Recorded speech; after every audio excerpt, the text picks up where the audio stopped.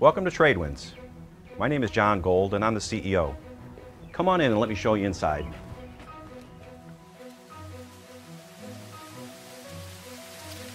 Tradewinds' journey began in the early 1940s with a parent group called the Lake County Association for Crippled Children that provided therapy services for children with disabilities. Those services were provided in various sites that were scattered throughout the local community.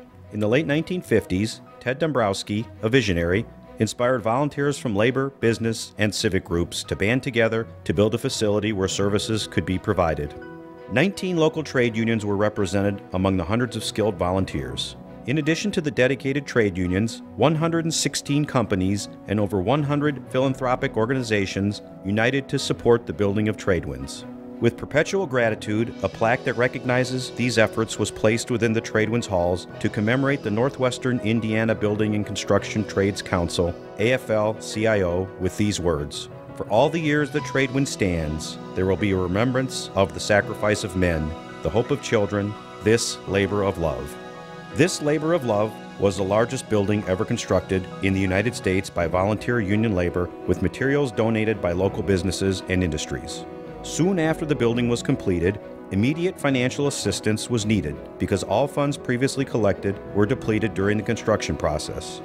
There was no operating capital. At this time, Tom Naw organized a group of 46 friends from both labor and management who responded with financial support to ensure the children would receive the much-needed therapy services to enhance their growth and development. Thus, an organization, Pirates, Inc., was born. The Pirates' original charter was signed by 98 distinguished leaders on the 28th day of November in the year of 1966. Among those notorious members included James W. Dye. I'm James Dye. We call it JWD Management, which are my initials. We do investment management, some farm work and investments for the family. And we're also involved in the Jim and Betty Dye Foundation, which is a foundation for granting scholarships to high school students in Northwest Indiana. I got out of the service in 1956, came back to work at our family lumber business. And the following year,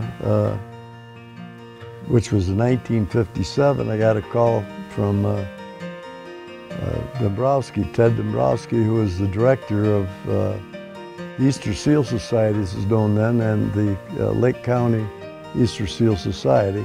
Ted Dombrowski was a super individual, but he had to do so much promoting to get support so that we could have children taken care of without monetary restrictions if the people couldn't afford it.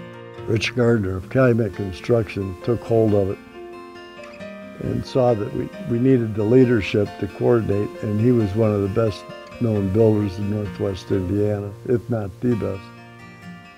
And he whipped the unions together and the workers and suppliers, and he got that building put together. Tom Naw, who was quite a flamboyant character of the Dan Runyon era, quite a persuasive personality. He's the one that really is credited with starting the Pirates. And that was like in 1966 or 67, and you can count how many years that's been. It's been 42, 45 years since the Pirates started, and they're still going strong and a great supporter of Tradewinds. Looks like Tradewinds is really going in the right direction now again. We've got a good job to look forward to with our new facility. We've got a real good management team on board. We've got people that are on the directorship and executives that want to steer the ship in the right direction, and I think that we're going to continue to be successful. The leading force of the Pirates did not waver over the years as their membership grew and their commitment to their charter prevailed. In the 1970s, as Tradewinds programs expanded to servicing adults with disabilities, the need for a second wing became evident. Once again, the trade unions answered the call to volunteer and build the structure that houses the production work areas, employment services, and services for adults with vision impairments.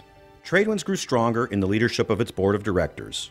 4 of these men were later recognized as the inaugural lifetime board members: James W. Dye, Robert Gasser, Dennis Riberty, and Richard W. Gardner. There are a few inspirational leaders that have embraced the mission of Tradewinds and shared their knowledge and resources to fulfill hopes and dreams. Through their inspirational dedication, Tradewinds expanded services focused on improving the quality of life for each child and adult served. My name is Arnie Goff, and I become involved with Tradewinds through my father, who was a superintendent at Inland Steel, and worked with the bricklayers, and the bricklayers and all the rest of tradesmen got together and started working on the building. I started my apprenticeship when I was 13 years old, and I worked as a apprentice bricklayer at that time.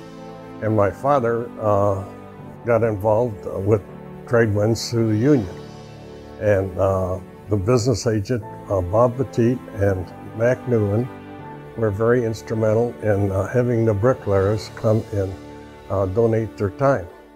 I think the most challenging part was having built a building of that size and magnitude, and doing it with free labor, and having all the contractors and the unions all join in together in order to build something that was going to be very useful for years and years for the community. I joined the Pirates, and Mary Height, my vice president and controller, was a very big worker at Tradewinds, and I also went to all the meetings with her, and so that's when I joined the Pirates. At that time, you know, Rich Gardner and Dick Hagberg and Vic Hirsch were probably the 3 of the most influential people in the area, and they were behind Tradewinds 100%. As another decade passed, Tradewinds continued to grow, developing innovative activities and services to meet the unique needs of the children with special needs and adults with a range of abilities that participated in Tradewinds programs. In the 1980s, Tradewinds joined the NISH program, which today is known as the Ability One program, which legislatively sets aside federal contracts for bid for agencies that serve people with significant disabilities. With the goal of expanding job training and work opportunities for adults with varying abilities, Tradewinds developed a textile manufacturing line of business.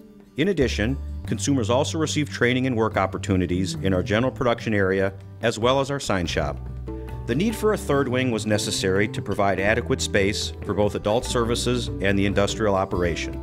What started as a small sewing operation has now grown to 8 primary contracts that produce hospital duty garments and coveralls for all the military branches, in addition to industrial canvas items for commercial companies. With an average of $2 million of annual sales, Tradewinds Textiles provides training and employment for over 50 adults with disabilities that manufacture over 240,000 garments each year. During the 1980s, Tradewinds Services' first of now 6 8-bed group homes was built. The group home staff provide each resident individualized assistance to develop daily living skills, including housekeeping, cooking, banking, shopping, and accessing recreation activities. Looking back over the years, Tradewinds has touched the lives of many people with disabilities throughout the 7-county area of Lake, Porter, LaPorte, Newton, Jasper, Stark, and Pulaski. Over nearly a half-century, the scope of needs and challenges of the thousands of children and adults who receive services at Tradewinds have varied greatly. Individuals of all abilities have been provided assistance to achieve their goals, and most often, they advance to levels of independence that no longer required Tradewinds services. Hello, my name is Steve Panger. I'm president of the Panger Corporation, a general contractor. As a life member of the Pirates, I was made aware of the extensive programs offered by Tradewinds for people who are blind or visually impaired. As my sight deteriorated, I realized that I would need special training in mobility and activities of daily living. Because of their outstanding reputation, I contacted Tradewinds. The staff first interviewed me to assess my needs and daily activities. They designed a special program just for me. The mobility training consisted of the proper use of a cane and the special techniques when walking with a sighted guide. This training involved going through buildings, up and down stairways, walking through neighborhoods, and learning to cross busy intersections. My experience at Tradewinds greatly improved my quality of life and was instrumental in helping me to maintain my independence. It's important to mention that I needed to be proficient in the use of a cane in order to become a candidate for a seeing eye dog. Okay, come on, Hope, let's go back to work. We have honored our past and now focus on building our future. Over 44 years since our incorporation, Tradewinds Services has transformed the life experience of children and adults with disabilities as we have assisted them to accelerate progress towards achieving their individual goals. Today, Tradewinds stands on the threshold of the next generation of service expansion to serve a greater population of people in need in the county. As you may be aware, the current building housing our services over the past 4 decades has deteriorated and repair estimates exceed the expense of acquiring and retrofitting an existing commercial building. The plan is to relocate to that new facility in the spring of 2013. On behalf of our Board of Directors, I extend our gratitude for your support by attending tonight's gala. Your contributions are positively impacting not just Tradewinds as an agency, but more important, you are making an individual impact in the life of a child with special needs to be able to express themselves in words for the first time, or enabling an adult with a significant disability to earn their first paycheck and experience pride for the first time after struggling through their academic years. Special recognition is due to the Pirates, who established their charter as a philanthropic group 1 year before Tradewinds was incorporated, specifically to support the mission of Tradewinds. Over 45 years, the Pirates' contributions have totaled over $2.5 million, primarily due to the trade union members who dedicated themselves to the words of the original charter, pledging themselves to an annual voyage which they would not return without 100 pieces of gold. We have also honored the visionary leaders from our past who believed in Tradewinds' mission and who enabled the dreams of people with disabilities to become reality. Imagine the lasting impact you are making on the next generation of adults and children with special needs that participate in Tradewinds programs. Thanks for checking out Tradewinds, and thanks for all of your support over the years. Ready? 1, 2, 3. All right, good job.